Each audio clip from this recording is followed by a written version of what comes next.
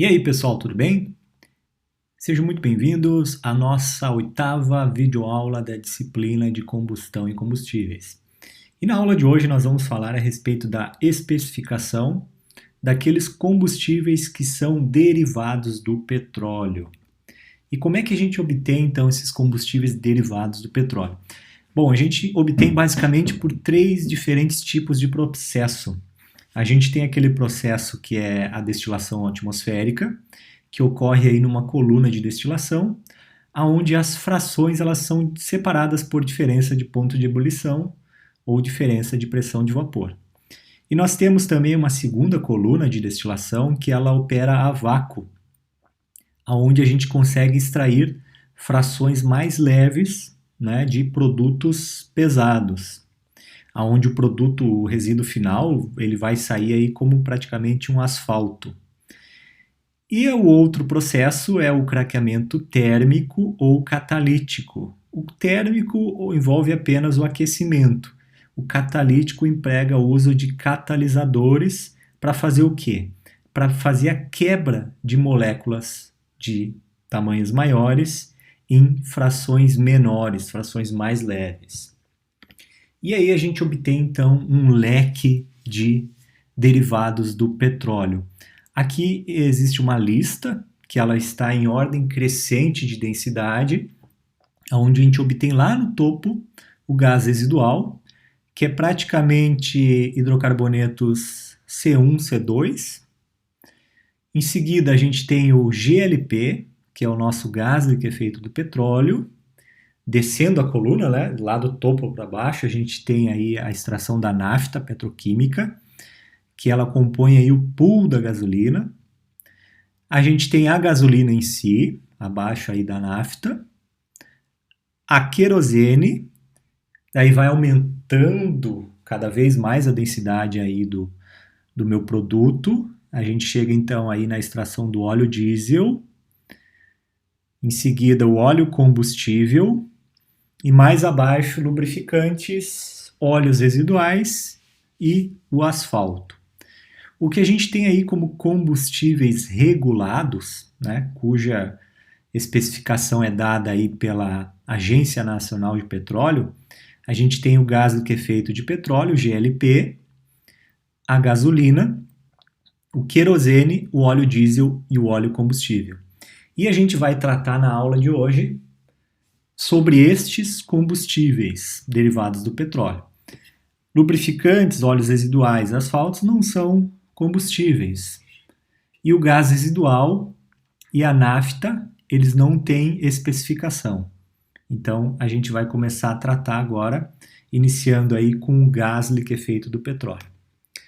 Falando do gás liquefeito do petróleo, que é extraído aí, então, por meio da coluna de destilação ou por outros processos que a gente vai ver aqui mais adiante, ele é composto basicamente por propano e butano. E uma porção menor contém também hidrocarbonetos etano, né, que já é mais leve, é muito próximo do metano. A gente precisa ter aí hidrocarbonetos um pouco mais pesados, porque a gente precisa fazer aí um processo de liquefação. Com relação às suas características, o GLP ele é incolor, é um gás aí que não tem cor e nem cheiro. Só que para tornar o produto mais seguro, principalmente na questão aí de houver algum vazamento, é adicionado aí compostos de enxofre para que a gente sinta então, por meio do olfato, né, algum possível vazamento. Então, como eu falei, né, a produção ela se dá aí principalmente pela destilação atmosférica, né, em colunas de destilação. Mas também a gente pode estar produzindo aí o GLP em unidades de processamento de gás natural, que a gente já tratou aí em aulas anteriores, né? Aquele gás natural líquido, ele pode ser processado e pode ser extraído, então, frações aí de butano, de propano, até pentano, do gás natural. Né? O gás natural ele pode ser mais rico em metano ou menos rico e pode conter essas outras frações mais pesadas do que o metano, aonde a gente processa e obtém então aí o GLP. O craqueamento fluido catalítico ele também promove aí a produção do GLP e o coqueamento retardado.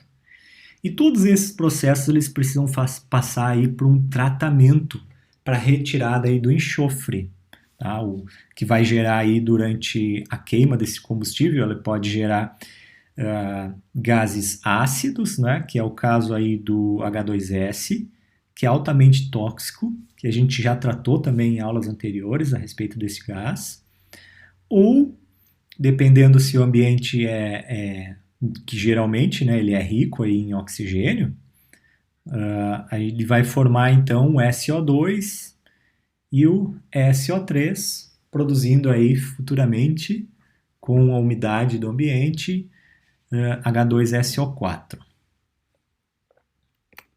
Bom, a próxima propriedade que a gente vai tratar aqui do GLP é o intemperismo. A gente pode dizer que o intemperismo ele é o inverso da pressão de vapor Hyde, PVR. Por quê? Porque ele vai representar a facilidade que o combustível tem agora na vaporização na pressão atmosférica. Por quê? Por exemplo, se a gente estiver falando desse GLP que vai ser queimado aí no bocal, né, de um fogão, ele precisa sair no estado vapor. Ele não pode sair lá na saída como estado líquido. Então, ele vai representar a facilidade que tem na vaporização, que ela é diretamente ligado à quantidade de componentes pesados na mistura do GLP.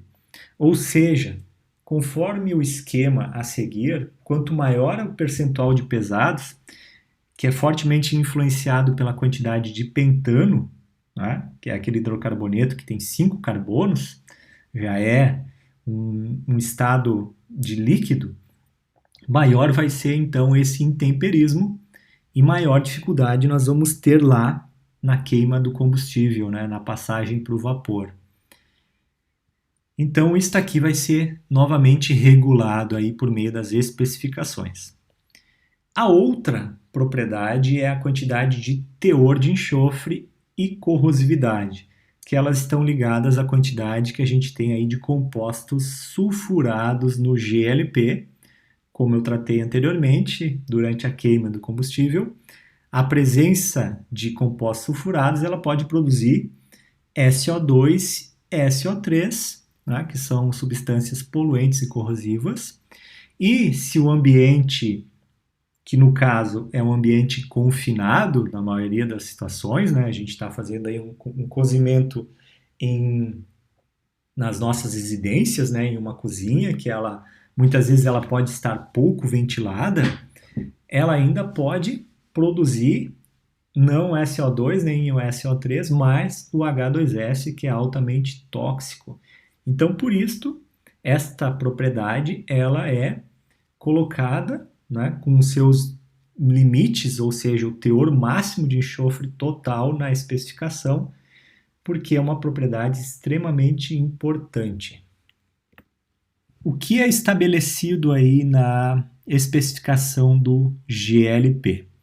A gente tem aqui uma resolução, que é da ANP de 2004, que ela vai vigorar até fevereiro de 2021, porque no dia 28 de agosto desse ano, né, de 2020, foi publicada uma nova resolução, a resolução 825/2020, que vai começar a vigorar a partir de 1º de março de 2021.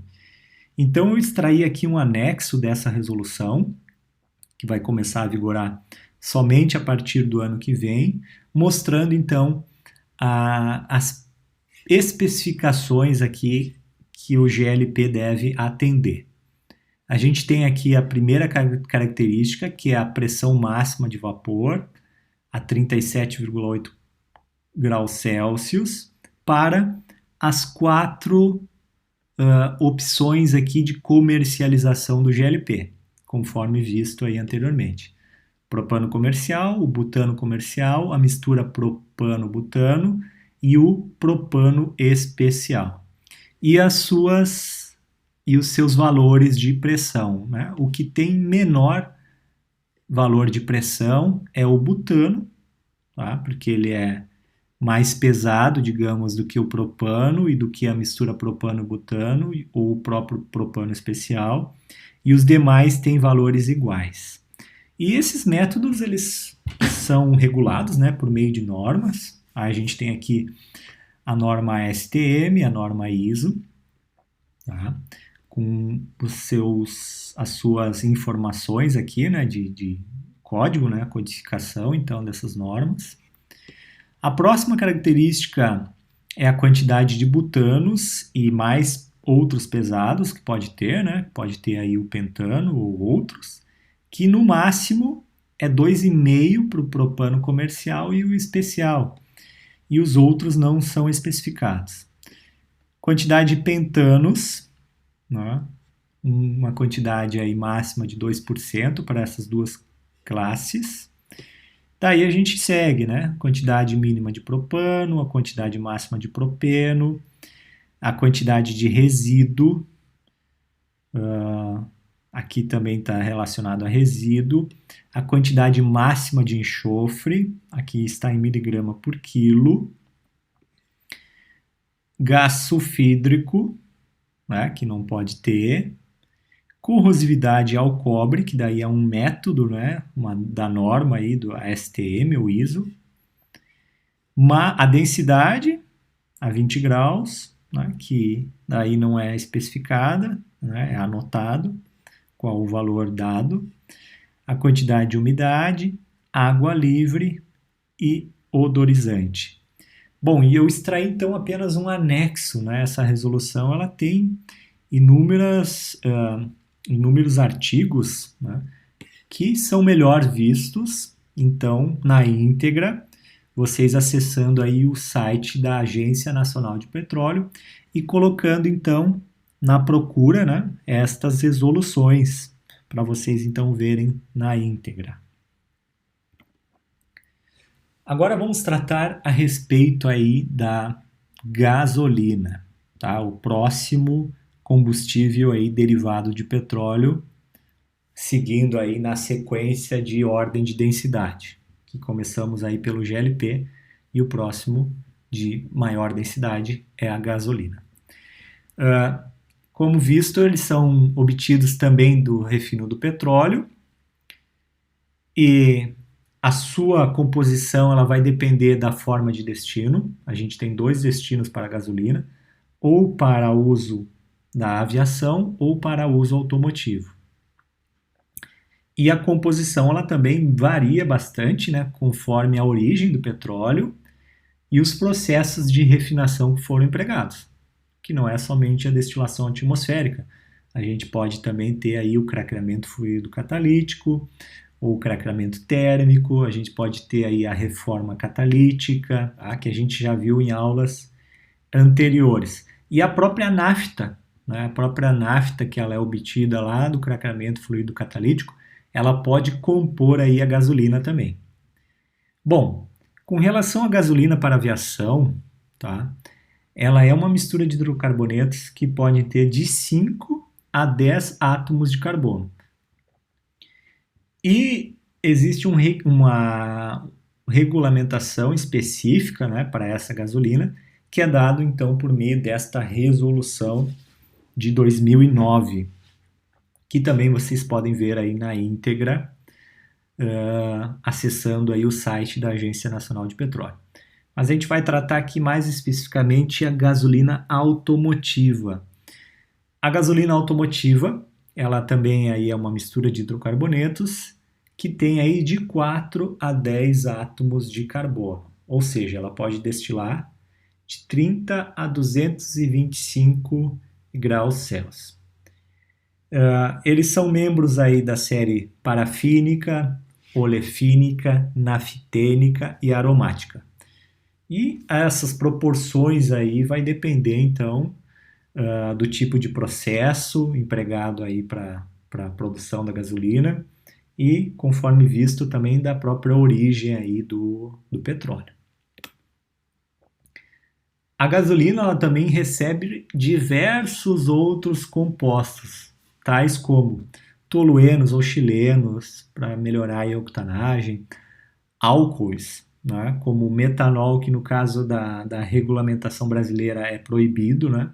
Então ela pode receber aí, vai receber, né, para comercialização, o etanol anidro, que vai ser aí numa faixa de 24 a 26% em volume.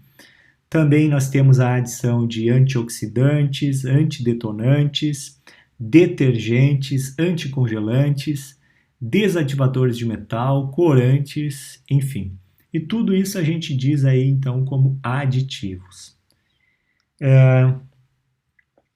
A grande alteração que a gasolina recebeu aí nas últimas décadas era com relação à adição de compostos que melhorassem aí a octanagem. E no início eram adicionados o CTE e o CTM, que nada mais é do que o chumbo tetraetila e o chumbo tetrametila. Porém, esses compostos são altamente tóxicos. Então, né, décadas atrás, eles foram substituídos por novos aditivos para tirar então essa questão aí problemática da toxicidade. Adicionou-se então olefinas e aromáticos, né, que é o caso aí de toluenos, chilenos, para aumentar então essa octanagem, e também novos aditivos que começaram aí a surgir que não são tóxicos, como o MTBE, que é o éter metiltercibutila, e o ETBE, que é o éter etiltercibutila, e o TBA, que é o álcool tercibutílico, e o MMT, que é o metilpentadienilmanganês tricarbonila. Porém, os mais empregados aí são o MTBE e o ETBE.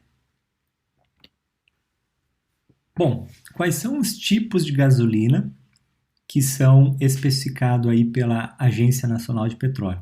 A gente tem 4 tipos de gasolina que são usados exclusivamente para uso em automóveis, em embarcações aquáticas, motos, equipamentos portáteis como cortador de grama, como aparador de grama, motosserra, ou seja, é excluído para uso aeronáutico, tá? A gente não tem aí a classificação da gasolina para uso aeronáutico. Então a gente tem aí 4 tipos. A gente tem a gasolina tipo A, que é aquela que é produzida diretamente nas refinarias de petróleo e entregue às companhias distribuidoras. E ela é constituída basicamente de uma mistura de naftas com aquela proporção prevista na respectiva especificação.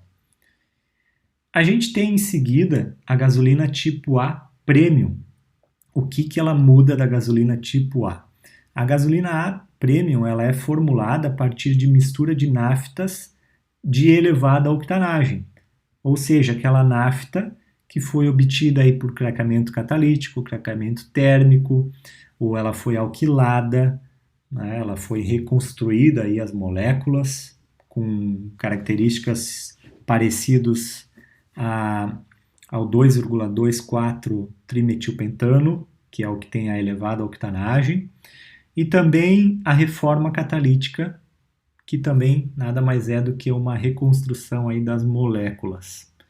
E aí vai fornecer uma elevada resistência à detonação. Ou seja, o combustível, a gente tem preferência que ele seja detonado por meio da vela de ignição, e não que ele sofra uma autodetonação. E essas características elevam então a octanagem e elevam então essa resistência à detonação. Depois a gente tem a gasolina do tipo C, que é aquela gasolina comum, que é aquela comercializada então nos postos de gasolina. E o que ela deve atender por meio da regulação? Ela deve atender aí um mínimo de 82 mol, que é a relação aí do índice de octano, que a gente vai ver aí um pouco mais à frente do que se trata. E também é adicionado, né, nesta gasolina etanol anidro na faixa aí de 24 a 26%. Nada mais é do que o seguinte: a gente pega a gasolina tipo A e adiciona o etanol e comercializa para os postos de combustíveis. E a gasolina C Premium nada mais é do que a gente pegar a gasolina tipo A Premium e adicionar o etanol anidro e comercializar nos postos de combustíveis. Quais são as principais características, né, e requisitos de desempenho de uma gasolina? A gente tem aqui as principais delas. Durante a partida a frio, né, durante o acionamento então do motor, ele tem que ter uma partida rápida e fácil, né, em qualquer clima, seja no inverno, seja no verão, né, em clima frio, clima quente. Deve fornecer um aquecimento rápido para o motor, para chegar na condição ótima de operação. Boas características de aceleração. Menor tendência a causar o entupimento, que é o conhecido aí vapor lock, que é extremamente importante, né, esta característica quando a gente utiliza uma gasolina para uso aeronáutico, tá? Porque esta gasolina para uso aeronáutico, ela é utilizada em aeronaves que funcionam por meio de um motor, né, um motor aí do ciclo Otto, né, não é uma turbina, né? A turbina de uma aeronave, o combustível que se utiliza é o querosene, tá? Quando a gente usa uma gasolina de aviação, é para aviões menores, aviões de pequeno porte, aviões mais antigos. E imagina a gente causar aí um entupimento por meio aí de um congelamento do combustível e do ar neste motor, né? Uma aeronave aí que está em voo. Né? Vai acontecer o quê? Vai cair essa aeronave.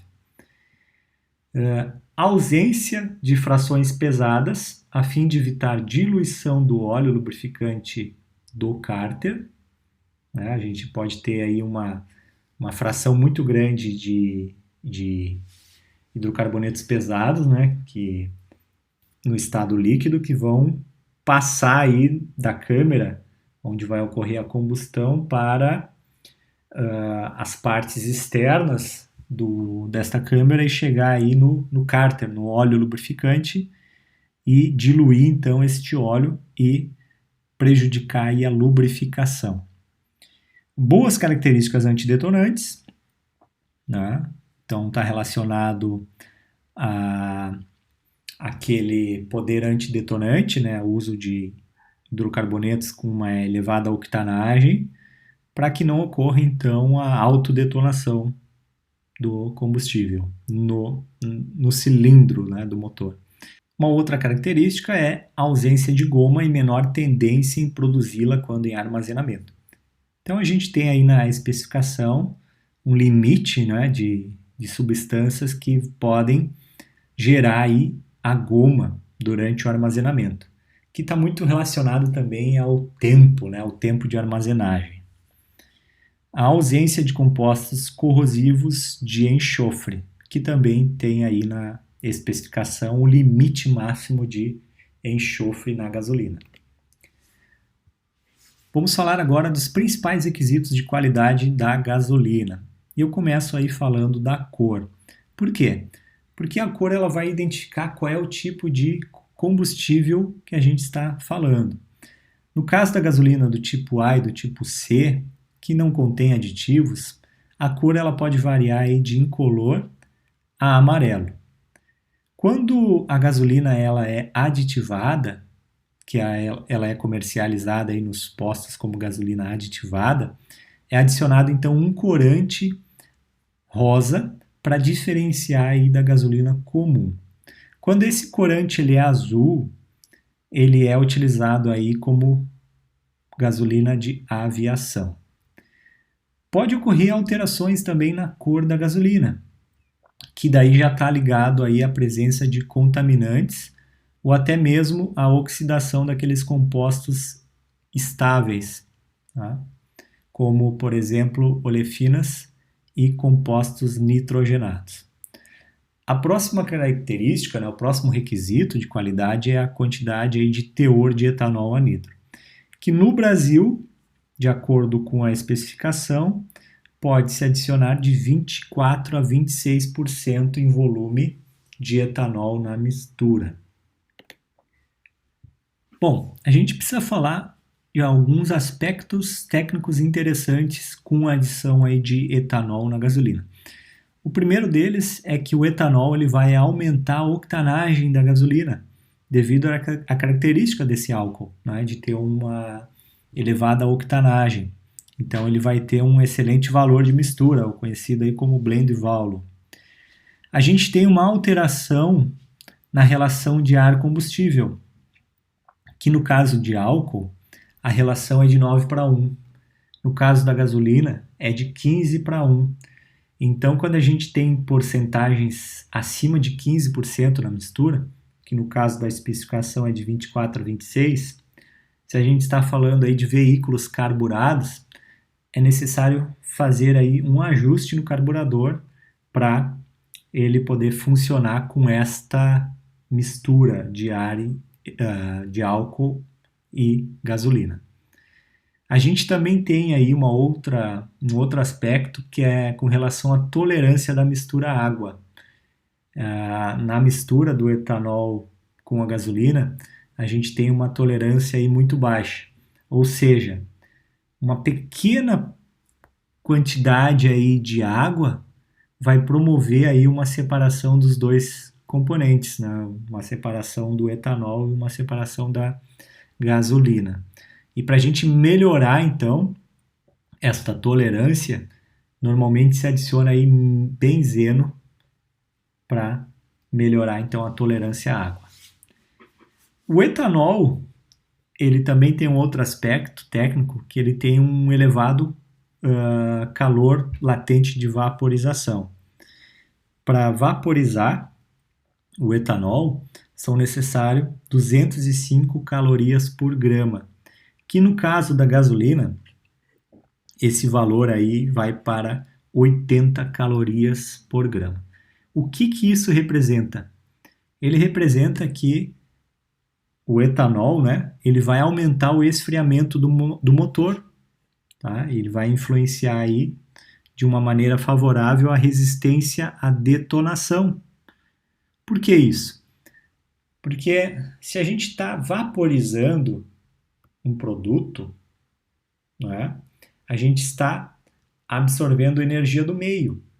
E como a vaporização do etanol é mais elevada, a gente absorveu mais energia ainda do meio. Por isso que a gente aumentou o esfriamento deste meio também, que no caso aí é o motor, e favorece aí a resistência à detonação. Porém, também pode ocorrer um efeito que a gente não deseja, que é o tamponamento, que é o congelamento, né? O congelamento do dispositivo, que conforme eu mencionei anteriormente, imagine se esse meu motor é um motor de uma aeronave, né? de um avião que está em pleno voo e ocorre este efeito.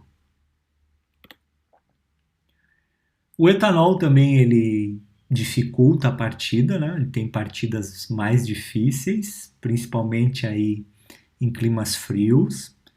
Por isso que a maioria daqueles veículos flex, eles possuem aí um reservatório para se adicionar gasolina, que é utilizada somente para partida a frio. O poder calorífico do etanol ele é menor do que o da gasolina pura, então, consequentemente, para chegar aí nos mesmos níveis energéticos que o motor exige, né, a gente vai ter aí um maior consumo de combustível. A gente tem um outro efeito que ocorre aí no processo de produção do etanol, que é proveniente aí das colunas de destilação, que é a contaminação do etanol com cobre.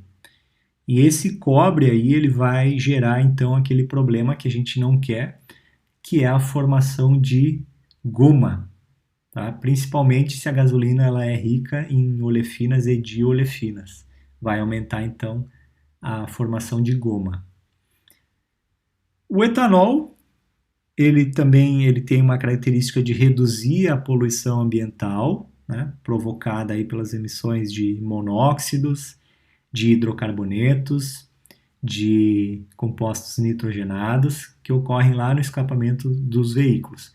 Mas a gente pode ter reações aí que cheguem à produção aí do indesejável, que são os aldeídos, que também são substâncias poluentes.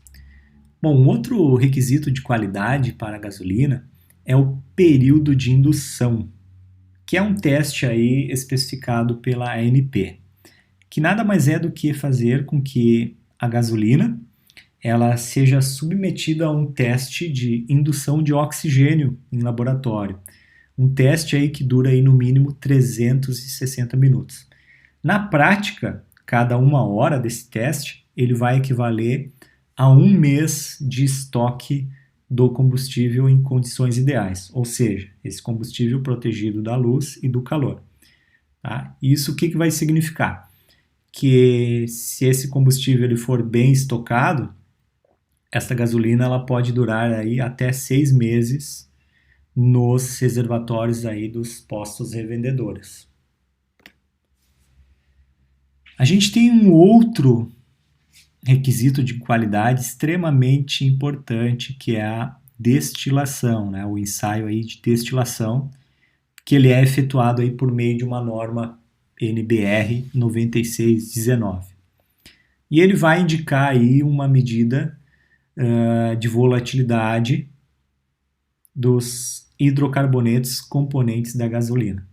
Ou seja, o combustível ele é levado para um ensaio de destilação, né, uma quantidade aí de 100 ml de gasolina, é levado aí para evaporação, e daí anota-se as temperaturas na qual 10% desse volume foi evaporado, 50% e 90%. Também pode-se pegar as temperaturas do ponto inicial de evaporação e também a temperatura do ponto final de evaporação. Tá? E o que isso representa? Né? Variações aí nessas características da destilação, elas interferem fortemente na qualidade da partida do motor, do aquecimento do motor, da aceleração, da diluição do óleo lubrificante e também na economia do combustível. Esta figura ela mostra então o ensaio da norma NBR 9619, mostrando então aqui as quantidades evaporadas e as temperaturas. E aqui uma curva ideal, que dependendo aqui do percentual, a gente tem aqui uma piora ou uma melhora na partida frio, por exemplo, aumento do congelamento dos carburadores, piora no pré-aquecimento do motor, aceleração hesitante. Então, tudo isto ele vai interferir aí numa característica de dirigibilidade aí do veículo, principalmente aí com o combustível. E a gente vai tratar, então, as respostas com que cada valor representa, né? O valor aqui de 10%, 50% e 90% de gasolina evaporada. Para a temperatura de 10% evaporado, o que essa temperatura ela deve ter aí como característica, digamos, desejável? A temperatura ela deve ser suficientemente baixa para assegurar uma partida fácil sob condições normais de temperatura ambiente. Ou seja, se a evaporação de 10% da gasolina ela se dá a uma temperatura muito elevada, a gente não consegue uma boa partida a frio. A gente não consegue dar partida aí no veículo. Por isso que a gente vai ter então uma quantidade aí máxima de temperatura especificada, então, para a gasolina, nesta faixa aí de 10%. E o que a gente espera, então, como os resultados, né? Geralmente, essa temperatura de 10% ela deve ser mais baixa no inverno do que no verão, a fim de que o motor frio, então, né, entre em pleno funcionamento com o menor número de rotações possível, né, que é no momento aí da partida frio, quando a gente sai aí de uma rotação zero para uma rotação aí inicial de partida, com o objetivo aí de ter uma partida rápida e fácil. Porém, a gente tem aí também algo que a gente não deseja, é uma temperatura demasiadamente baixa, nesse ponto de 10%, ele vai contribuir aí para o congelamento nos motores carburados e ocasionar aí o que a gente já havia falado do fenômeno de tamponamento ou vapor lock.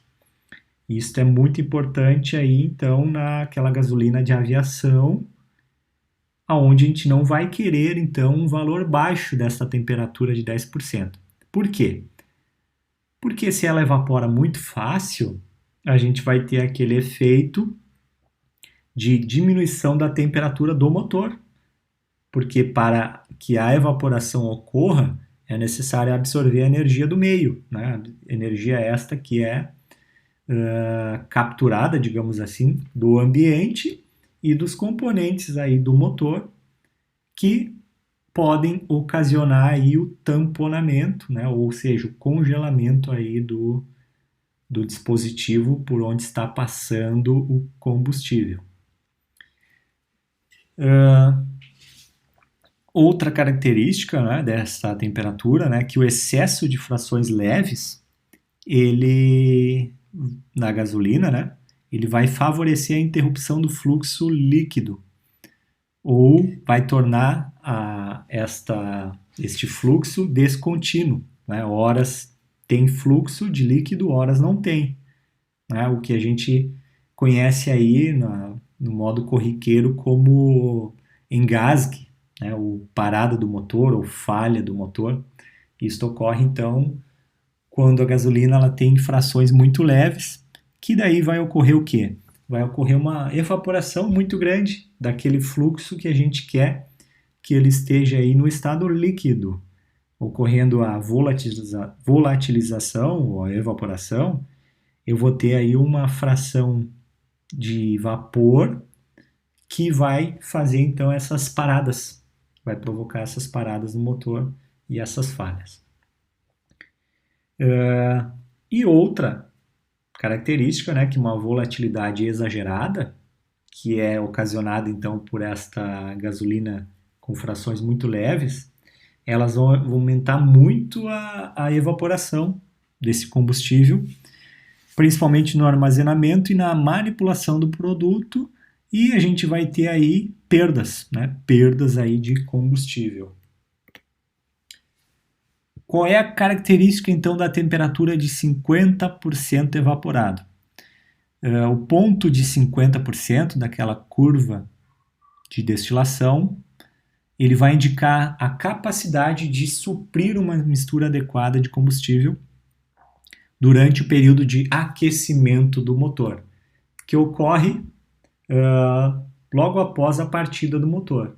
Né? Quando a gente dá a partida do motor, numa rotação baixa, e a gente coloca o veículo, né, para funcionar, ele leva um tempo para chegar, né, naquela temperatura ideal. Por isso que não é muito interessante a gente fazer acelerações bruscas logo que dá a partida no motor, né?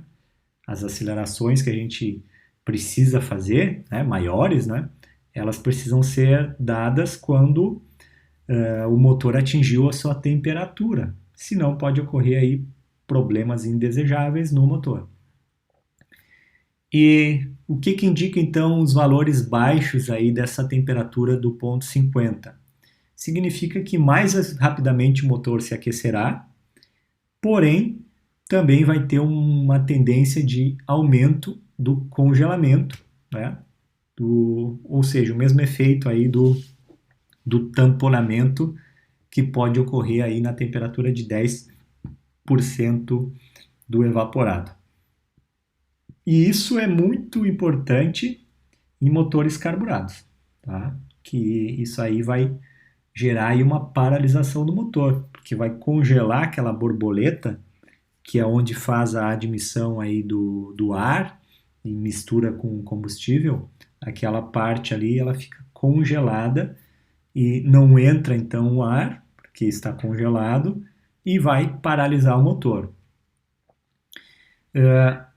Quais são as características desejáveis, então? As características de aquecimento rápido são desejáveis, tanto para um bom desempenho do veículo, como para evitar aí o desperdício do combustível que ocorre enquanto o afogador está em operação.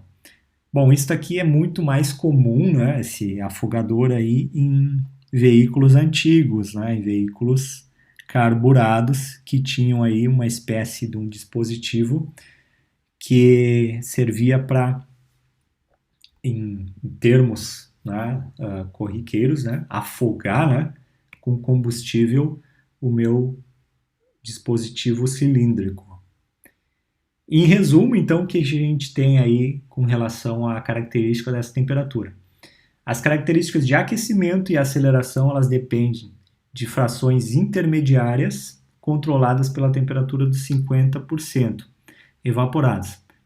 Então, o que especifica na norma é que a temperatura ideal, né, e máxima para essa destilação do combustível, né, de 50%, ela seja de 80, se a gasolina é do tipo C, que é aquela gasolina que é encontrada nos postos de combustíveis, e 120 para a gasolina tipo A, que daí ela já está lá no distribuidor, ou seja, aquela gasolina que ainda não foi adicionado o etanol anidro.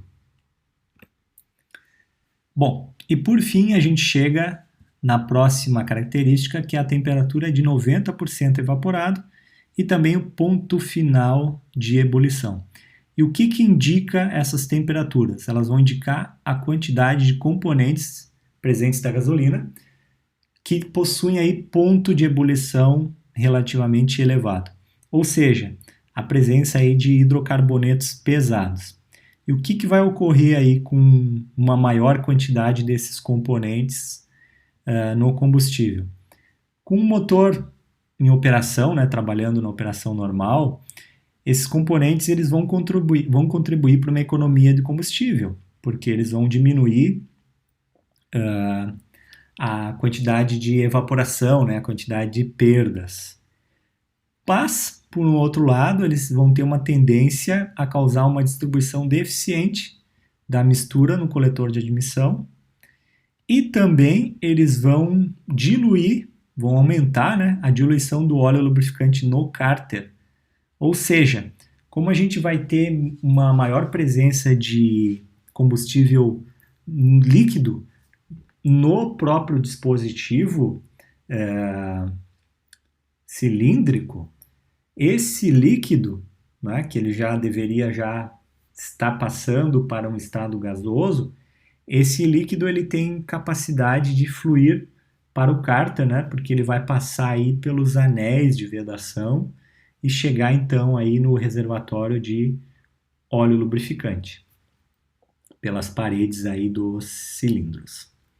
Além desse inconveniente, uma temperatura muito alta também, ele pode provocar aí depósitos, né? Borra, vernizes na câmara de combustão, que vai aí danificar esse sistema a longo prazo. Bom, a próxima propriedade de extrema importância para a gasolina é com relação ao índice de octano. O índice de octano nada mais é do que identificar a qualidade antidetonante de uma gasolina. Ou seja, se esse poder antidetonante é baixo, vai ocorrer aquela detonação espontânea. E o que é a detonação? A detonação é um fenômeno de combustão anormal, que ela vai depender de complexos processos físicos e químicos que estão interligados com o projeto do motor, as condições de operação do motor, a qualidade do combustível também. O que a gente tem aí com relação ao processo da gasolina? Aquela gasolina obtida pela destilação direta, ela é rica em hidrocarbonetos de cadeia normal e longa, ou seja, aqueles hidrocarbonetos parafínicos que não têm aí ligações duplas e não têm ramificações. E esse combustível é o que vai possuir uma maior tendência à detonação, ou seja, uma menor qualidade antidetonante. Ele pode se detonar com muita facilidade neste dispositivo cilíndrico, né? Ao invés de a vela fazer a sua ignição. Já aquelas gasolinas obtidas aí por meio da reforma catalítica, elas vão ter aí um alto teor de aromáticos e isoparafinas, que daí as isoparafinas elas já vão ter aí ramificações. E também aquelas de craqueamento catalítico ou térmico vão ter um elevado teor de olefinas. Então essa quantidade de aromáticos, isoparafinas e olefinas, elas vão dar um maior poder antidetonante. Esse combustível não vai se detonar com facilidade, somente por meio aí da vela de ignição.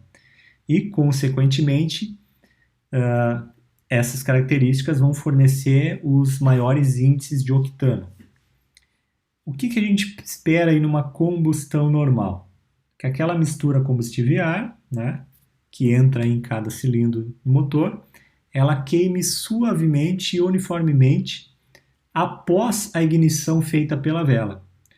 Porém, quando a gente tem combustível, então, com uma baixa qualidade, uma baixa octanagem, vai ocorrer este fenômeno anormal de detonação.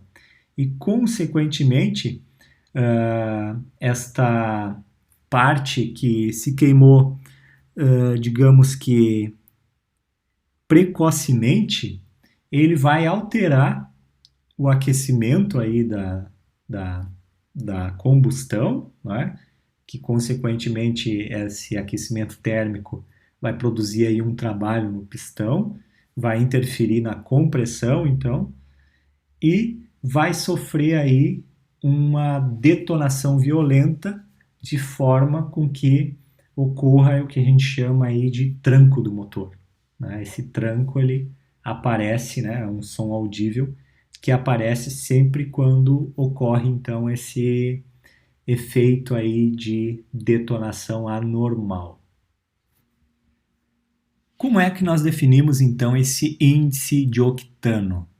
Bom, esse índice de octano ele é dado por uma porcentagem em volume da quantidade da isoparafina isooctano, também conhecida aí como 2,24 trimetilpentano, que se mistura aí com o heptano normal, que por convenção foi dado aí o valor de 100 para o isoctano e é o valor 0 para o heptano. Tá? O valor 0 do heptano é porque ele possui um baixo poder antidetonante.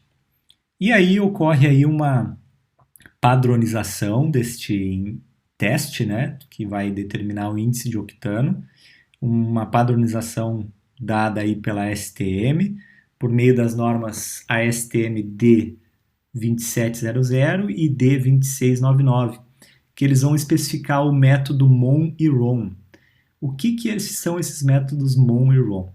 Bom, a gente tem aqui um motor, tá? Um motor monocilíndrico, CFR, tá? Que é onde o ensaio é feito aí em laboratório, aonde obtém aí o índice de octano motor, tá? Que daí significa o Motor Octane Number, o MON, que ele vai dar então o valor da octanagem em laboratório. Porém, a gente tem também o teste que ele é dado na estrada, né, com outro tipo de aparelhagem. Daí a gente obtém aí o chamado índice RON, né, que é o índice de octano em estrada, que é o Research Octane Number, que também é conhecido aí como o índice de pesquisa. Então são esses dois métodos para determinação aí do índice de octano.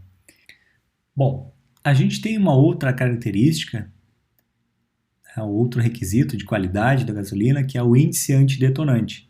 Esse índice antidetonante nada mais é do que uma média aritmética dos valores obtidos aí pelo método Mon e Ron, ou seja, aqueles índices de octanagem obtidos em laboratório e os obtidos em estrada.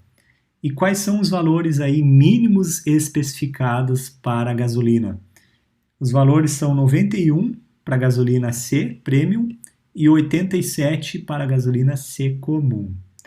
A outra propriedade é a pressão de vapor Hyde, que a gente viu lá no GLP, que significa aí também a pressão de vapor dos voláteis, que é dado aí na temperatura de ensaio de 37,8 graus Celsius, que vão ter também aí uma importância na especificação da gasolina, porque a partir dela a gente consegue determinar perdas que ocorrem aí por evaporação, seja no armazenamento, seja ela no transporte ou no manuseio do combustível.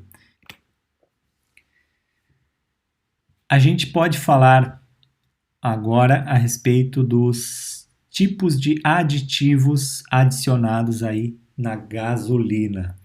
A gente tem uma tabela publicada aí pela SAI, né, a tabela J312B, que ela fornece aí um resumo dos principais tipos de aditivos, bem como sua função e tipo. A gente tem aí uma classe ou função de compostos antidetonantes, né, que serve então para melhorar a octanagem, e o tipo comum do aditivo. Tá? Alguns aqui são aqueles proibidos, né, que por serem tóxicos, que são os chumbo-alquilas, né, tais como chumbo tetretila, chumbo tetrametila e suas misturas físicas, né, que esses compostos são proibidos. Compostos de organomanganês, tais como os etilciclopentadienyl-manganês, tricarbonila, né, nomes bonitos, né, de se dizer, éteres e álcoois, né, todos eles aí então são aditivos que melhoram o poder antidetonante. A outra classe de aditivos são os modificadores de depósitos da combustão, com o objetivo aí de minimizar a ignição superficial, ou rumble, a pré-ignição e as falhas nas velas, que daí já é característica dos compostos orgânicos ou organos metálicos, contendo aí usualmente fósforo. Depois a gente tem a adição de antioxidantes, com o objetivo de minimizar a oxidação e formação de goma na gasolina e para melhorar as características de manuseio e armazenamento. Os compostos que melhoram isto são a fenilenodiamina, fenóis e aminofenóis. Os desativadores de metal, que servem para desativar traços de cobre e outros íons metálicos, que são poderosos catalisadores de oxidação, são os compostos de diaminas e aminofenóis. Os inibidores de corrosão ou ferrugem, com o objetivo de minimizar a corrosão e a ferrugem no sistema de combustível e nas facilidades de manuseio e armazenamento. A gente tem aí derivados de ácidos carboxílicos, sulfônicos ou fosfórico, muitos dos quais possuem propriedades tensoativas. Nós temos os anticongelantes para o carburador, daí para os veículos carburados, né, para minimizar a parada do motor devido ao acúmulo de gelo na borboleta do acelerador, que daí os compostos utilizados são os derivados de ácidos carboxílicos, sulfônicos ou fosfórico, muitos possuindo propriedades tensoativas, redutores do ponto de congelamento, tais como os álcoois e glicóis. Detergentes para gasolina, com o objetivo de remover ou minimizar o acúmulo de depósitos na seção da borboleta do carburador que afetam adversamente as características de medição. Uso de aminas e derivados de ácidos carboxílicos, sulfônicos e fosfóricos, tendo propriedades tensoativas, alguns dos quais são polímeros. O uso de dispersantes para gasolina, para ampliar a vida útil da da válvula PCV, né, a ventilação positiva do cárter, reduzir a borra do motor e remover ou minimizar o acúmulo de depósitos no carburador, coletor de admissão e lado inferior das válvulas de admissão. Nós temos então emprego de aminas e polímeros sintéticos de baixo peso molecular, né, frações específicas de óleos especiais. E por fim, o uso de corantes para identificar misturas de gasolina, conforme vistos anteriormente, né? Esses corantes são sólidos e líquidos solúveis no óleo. Bom, e quais são as especificações da gasolina? Né? Quais são as resoluções dadas aí pela ANP? Bom, as principais resoluções estão listadas aqui neste slide. Nós temos a mais recente, que é a 807 deste ano, /2020. As outras, né, são de 2017, 2015, 2013, 2009 e a mais antiga é a de 2007. E cada uma vai estabelecer algum tipo aí de regulamentação. Sugiro que vocês pesquisem então cada uma delas na íntegra para ver o que é informado nessas resoluções. Eu extraí aqui apenas a tabela 1 desta norma mais atual, que é a 807 deste ano, de 2020, que especifica, né, a gasolina comum e premium, tá? E as características, né, destas gasolinas. A gente tem aqui a primeira característica, que é a cor. Daí a gente tem aqui o que a gente viu, né, daquela coloração, que para tipo A, seja ela comum ou premium, né, ela vai ter um tipo de coloração, né, em color amarelo. E as gasolinas C, comum e premium, elas vão ter a tonalidade também, que pode ser em color amarelo, porém se ela for aditivada, ela é adicionado aí o corante rosa. Daí nós temos aqui uma outra característica, que é o teor de etanol anidro. Daí a gente tem outros subíndices dessa própria tabela, tá? Esses outros itens que não estão aqui nas tabelas, estão listados, né, na resolução, que vocês podem olhar aí na íntegra. E cada uma destas propriedades, elas são estabelecidas por meio de métodos, né, por meio de normas, né, norma NBR ou a STM para o caso da gasolina. E depois a gente segue aqui, né, com a densidade, que no caso aqui da tipo C já tem um valor informado, né, seja premium ou comum, e para gasolina A é necessário ver aqui o que diz esse índice 7. A destilação, os valores então, ó, de destilação de 10%, que para todas elas é 65 graus na escala Celsius. 50%, daí tem valores diferentes que diferenciam aí do tipo de combustível. 90% evaporado. A pressão, o ponto final de ebulição, o valor, resíduo máximo, número de octano, o número de octano de pesquisa, a gente tem os dois então, né, o octano, o mol/rom, a pressão de vapor Hyde, os valores de pressão em quilopascal, a goma atual, né, a quantidade máxima de miligramas a cada 100 ml de combustível, o período de indução, a corrosividade ao cobre, o teor de enxofre, né, os limites atuais, né, que a gente vai ver aí no próximo slide, por meio de uma norma específica, estabelece o máximo de 50 miligramas por quilo, né? Ou seja, 50 ppm, né, de teor de enxofre para gasolina. Quantidade de benzeno máximo, que daí é para evitar aquela separação de fases, né, por meio de uma possibilidade de ter água na mistura.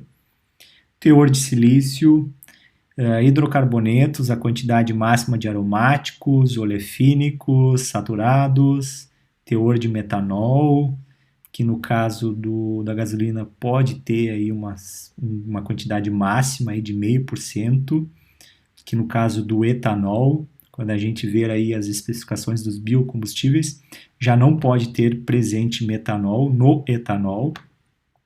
Quantidade de chumbo e a quantidade de fósforo, certo?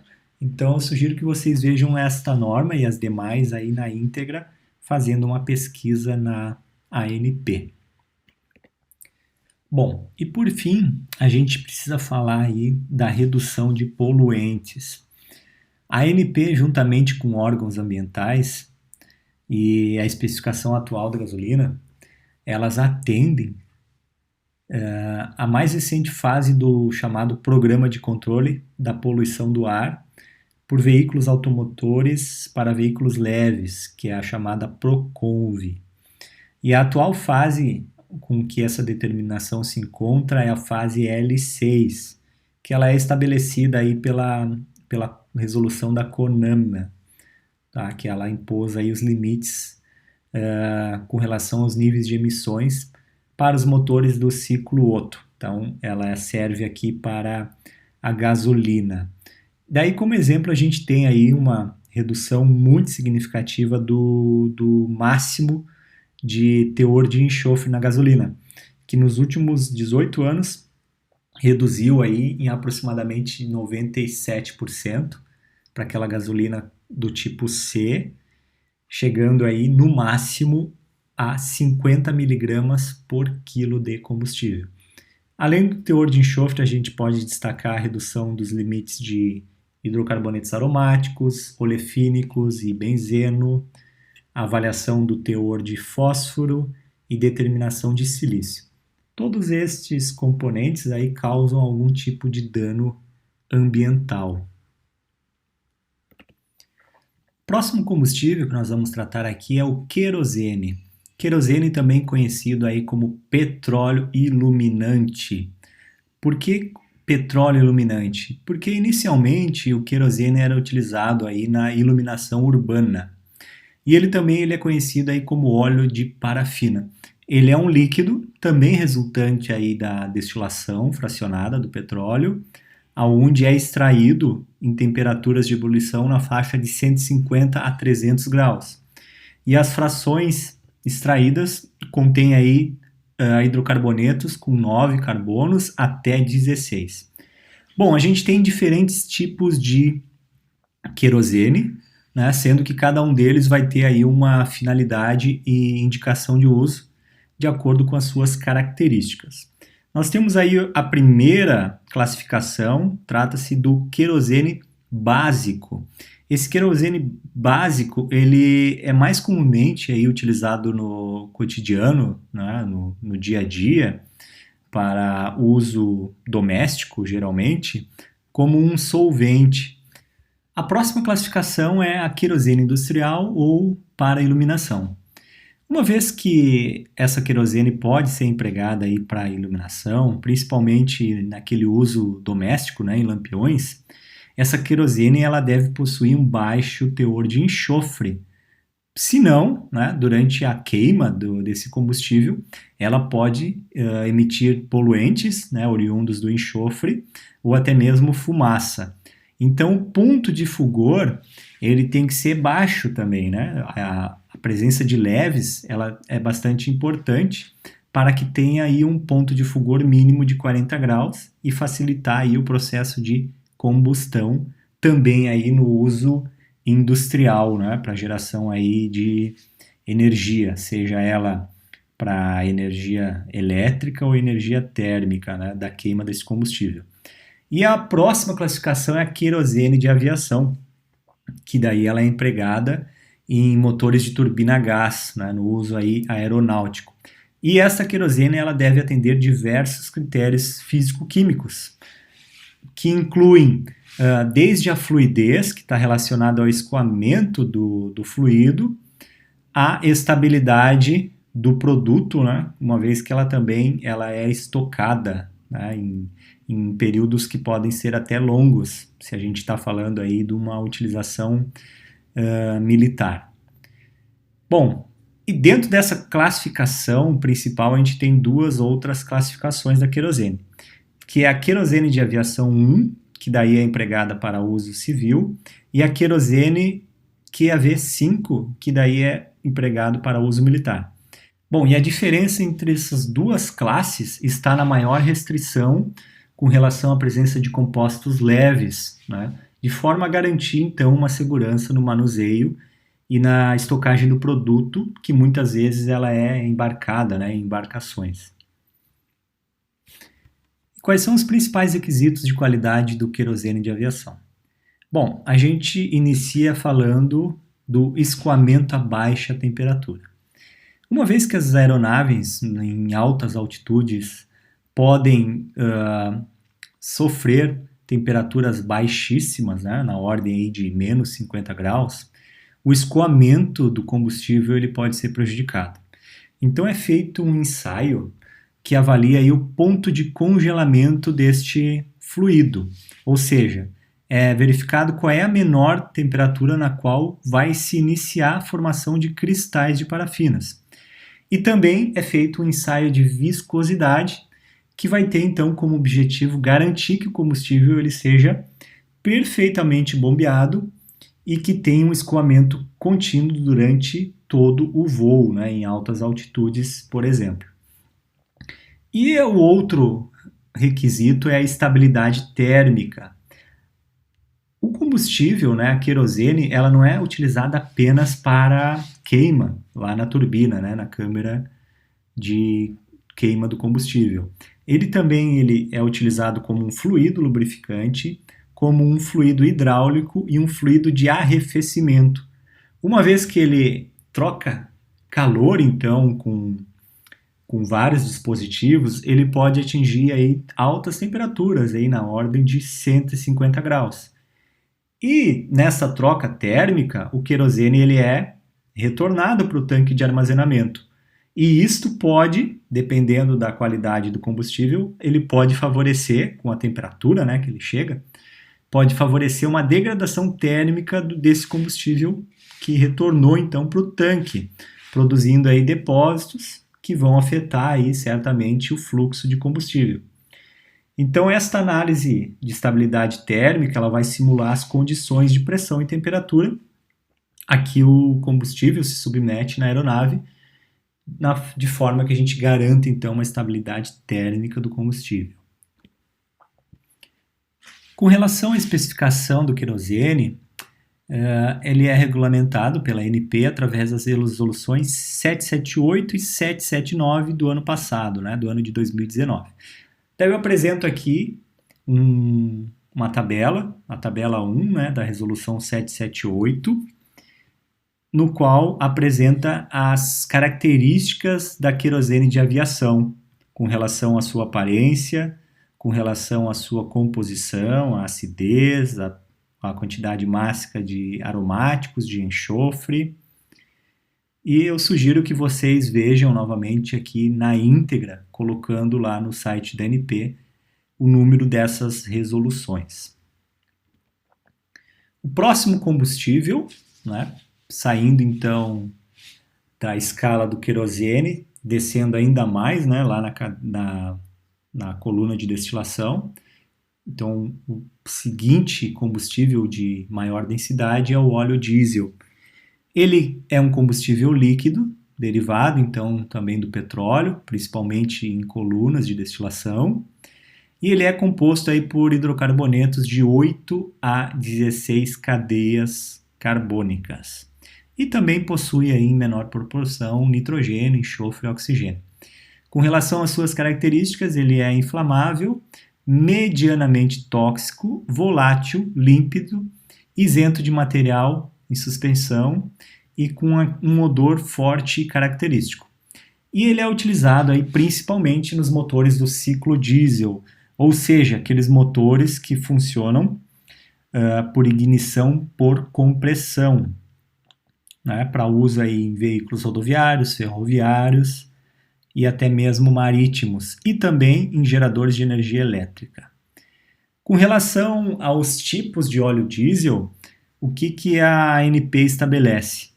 Ela estabelece aqui um óleo diesel S10 e S500.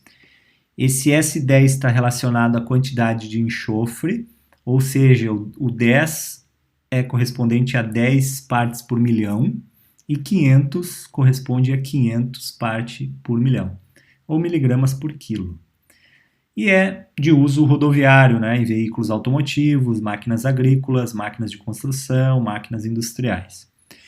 O diesel S1800 é o que deve conter no máximo 1.800 partes por milhão de teor de enxofre. E daí, no caso, já não é para uso rodoviário. Ele pode ser usado na mineração a céu aberto, transporte ferroviário e na geração de energia elétrica. E para uso marítimo, a gente tem aqui o óleo diesel marítimo, classificado aí como DMA-DMB. Vamos falar agora a respeito dos principais requisitos de qualidade do diesel. A gente vai iniciar falando então do número de cetano. Da mesma forma que a gente tinha a octanagem lá para a gasolina, a gente tem aqui a cetanagem para o diesel. O que a gente tem de diferente? Lá nos motores a gasolina ou a álcool, né, os motores do ciclo Otto, a queima do combustível, né, a ignição, ela se dava por meio de uma centelha, né, gerada aí por uma vela. No caso do diesel, nos motores aí do ciclo diesel, a ignição ela se dá por compressão, aonde essa compressão lá no dispositivo pistão-cilindro, ele atinge uma pressão muito maior do que a pressão que se atinge nos motores do ciclo Otto, que atinge as temperaturas, né, atinge a temperatura de autoignição do diesel. E aí então se dá um processo de autoignição, sem a presença então da vela.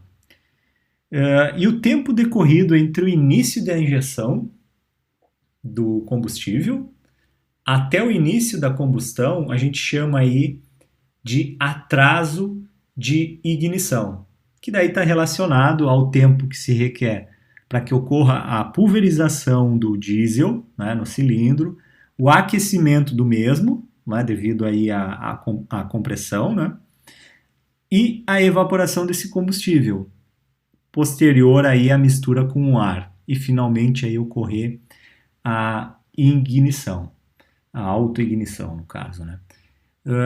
A gente faz aí um ensaio padronizado, né, para determinar esse número de cetano, que foi aí proposto em 1932, né, por dois pesquisadores aqui, né, Borlage e Brose, lá na Holanda, em Delft, onde eles propuseram que a qualidade da ignição do combustível fosse baseado no tempo entre a injeção do combustível e o início da ignição.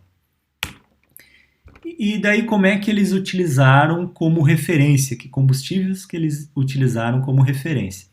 Eles utilizaram aí o hexadeceno 1, também conhecido aí como ceteno, que possui aí uma cadeia carbônica longa e retilínea, com uma ligação dupla no primeiro carbono. E para este combustível, né, foi atribuído o valor de cetanagem 100. E o outro combustível foi o alfa-metilnaftaleno, que possui aí dois anéis aromáticos unidos e muito resistentes à oxidação, que gera aí então um atraso muito grande na ignição. E reparem que é exatamente o contrário lá da octanagem, que a gente queria que gerasse, né, de fato um atraso na detonação, porque a detonação era dada pela vela. Agora aqui a detonação é dada pelo próprio combustível, né, que vai chegar na temperatura de autoignição do mesmo. E como esse combustível tem um atraso muito longo, né, na oxidação, devido à sua característica aromática, com 2 anéis aromáticos, foi atribuído aí um valor zero. Então a gente tem aí agora uma escala ceteno, né, que vai de 0 a 100, conforme a mistura aí desses dois combustíveis. Porém, um pouco mais à frente, foi visto, né, que esse hexadeceno, ele não era difícil, digamos assim, de encontrar a dupla ligação no primeiro carbono, né? É difícil de tu manter aí um combustível com esta característica. E desta forma ele era muito propenso a uma oxidação durante principalmente o seu armazenamento, né, uma vez que ela é uma olefina. Então essa cadeia dupla ela tinha grandes chances de se oxidar aí com o tempo de armazenagem. Daí eles substituíram então esse hexadeceno 1 pelo N-hexadecano, né? Trocaram aí um alceno por um alcano, o C16H34. E o outro combustível que tinha-se aí uma suspeita de ser cancerígeno e tinha um odor aí bastante característico, eles substituíram pelo 2,2446888 heptametilnonano, tá? Então é um hidrocarboneto com várias ramificações, né, para dificultar ainda mais a oxidação. Porém, o número desse cetano não era zero, né? Ele já tinha um valor inicial aí partindo de 15, o que levou então um ajuste aí no cálculo do número de cetano, uma vez que ele já tinha aí um número de cetano 15. A gente também pode avaliar, né, essa cetanagem pelo índice de cetano, que também é uma correlação matemática. Só que ela leva em consideração muitos fatores. Um deles é aquele ensaio de destilação atmosférica, né, feito aí pela norma ASTM D86, aonde se determina então as temperaturas da destilação de 10, 50 e 90%.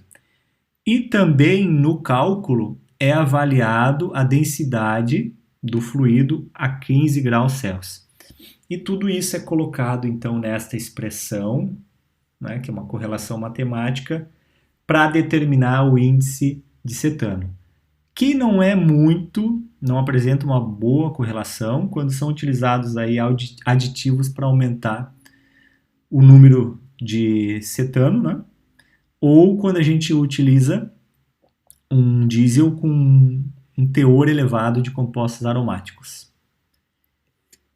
A próxima classificação é com relação ao teor de enxofre, da mesma forma que a gente tinha lá para os outros combustíveis. A quantidade de enxofre ela prejudica a qualidade do combustível devido à formação aí de contaminantes durante o processo de combustão. A densidade é uma outra característica importante do óleo diesel, uma vez que a bomba injetora ela alimenta o motor com volumes constantes para cada condição de operação. E se a gente varia muito a densidade desse combustível, né, a bomba injetora ela vai estar injetando mais e menos combustível, que vai então causar inúmeros prejuízos aí no processo de operação então deste motor. Nós temos a outra propriedade, que são a presença então de aditivos, melhoradores aí do número de cetanagem, que serve então para melhorar aí o número de cetano. E eles podem constituir pelo quê? Agora aqui a gente quer que esse combustível ele entre, né, numa autoignição com facilidade. Então a gente pode adicionar aí nitratos, né, nitrato de alquila, nitrato de éteres e até mesmo alguns peróxidos, com o objetivo então de melhorar esta autoignição do combustível. A próxima propriedade é o resíduo de carbono. Uma vez que esses valores são altos, né, eles podem levar aí à formação de uma quantidade excessiva de resíduos na câmara de combustão, além de provocar aí uma maior emissão de fumaça e contaminação do óleo lubrificante por fuligem. E ela se dá principalmente pela decomposição das frações mais pesadas aí do combustível. A outra propriedade é o teor de cinzas, que está relacionado aí com os resíduos inorgânicos, aonde são geralmente sais ou óxidos metálicos e sólidos abrasivos que podem ser formados após aí a combustão do combustível, gerando aí depósitos, principalmente aí nos pistões e na câmara de combustão. E as últimas propriedades é referente à quantidade de água e sedimentos. A presença de sedimentos ela tende a obstruir os filtros de combustível ou produzir aí desgastes no sistema de injeção, né, principalmente pela abrasão. E com relação à água, juntamente com o ar pode entrar aí a umidade, né, gerando então aí água, que pode criar aí nos tanques de combustível micro-organismos, né, e seus esporos, que muitos desses são anaeróbicos e eles vão se alojar aí principalmente na interface da água, né, que entrou aí junto com o ar, né, a umidade, e o diesel se proliferando por todo o tanque, né? E essa proliferação ela vai gerar aí uma biomassa que repercute aí no aumento de turbidez do combustível, o qual causa o entupimento de filtros, corrosão do sistema de injeção e também, consequentemente, um aumento de emissões de poluentes. Eu tenho aqui esta tabela, né, que vai mostrar então as propriedades do óleo diesel e o que ele afeta aí no desempenho do motor. Então a gente tem aqui a propriedade que a gente viu, que é a densidade, né? O que ela é, uma relação da massa contida em um determinado volume e o que ela afeta. Né? Ela vai afetar na potência, na emissão de poluentes e na economia de combustível. A próxima é a viscosidade, né? E o que ela é, que é a relação do tempo de escoamento do combustível em um capilar padronizado, né? Um teste, então, normalizado para a determinação da viscosidade, e ela afeta na atomização, né, na pulverização do combustível, na lubrificação do sistema de injeção. A destilação, né, aquelas faixas de destilação, que está relacionada aí com a vaporização do combustível na pressão atmosférica, elas afetam na potência, na formação de fumaça e depósitos no motor. O número de cetano, que é a qualidade de ignição, ele vai afetar aí na formação de fumaça, na partida a frio, no ruído, que é muitas vezes chamado aí batida de pino, né, lá no motor a diesel, aquele ruído audível que é dado aí pela não ignição do combustível, né, ou a não combustão total do combustível, ele vai gerar aí o que a gente chama de batida de pino. E também ela afeta aí na economia do combustível e na emissão de poluentes. O teor de enxofre, que é a quantidade de enxofre presente, ele atua no desgaste de cilindros e anéis e também forma depósitos nos motores e também poluição por emissões de poluentes. Resíduo de carbono, que é a tendência à formação de depósitos de carbono.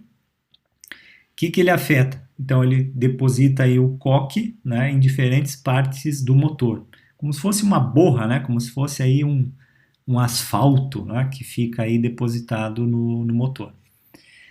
A estabilidade e oxidação, que é a tendência à formação de borra, goma, aderente e escurecimento.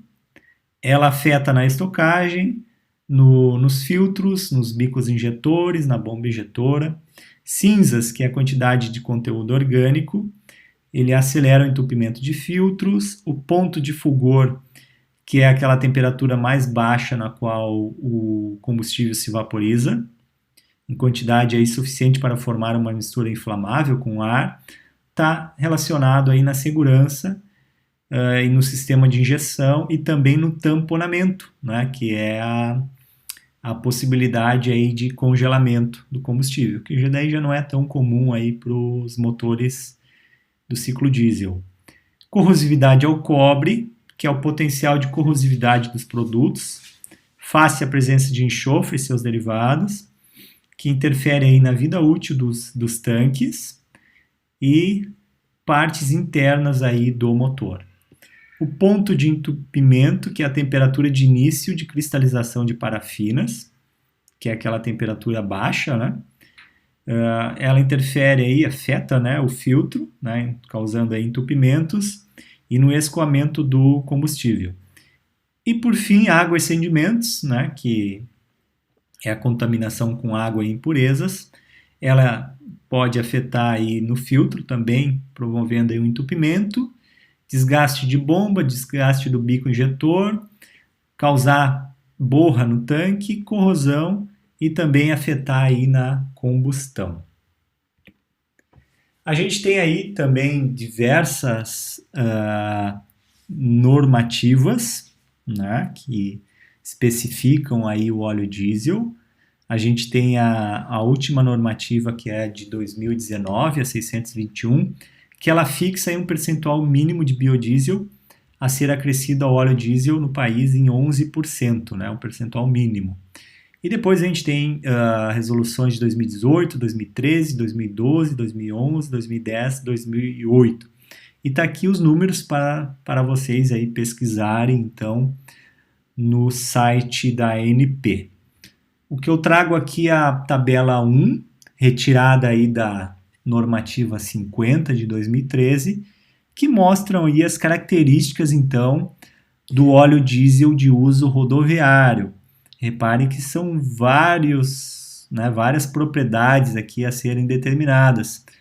E aqui nós temos o combustível tipo A e B, né, o S10 e o S500. Então a gente tem característica com relação ao seu aspecto, né, a cor, teor de biodiesel, o enxofre total, aquela destilação que no caso aqui do diesel ela ocorre em maiores faixas. Lá na gasolina era 10, 50 e 90. Aqui a gente tem o 85 e a gente tem também o 95.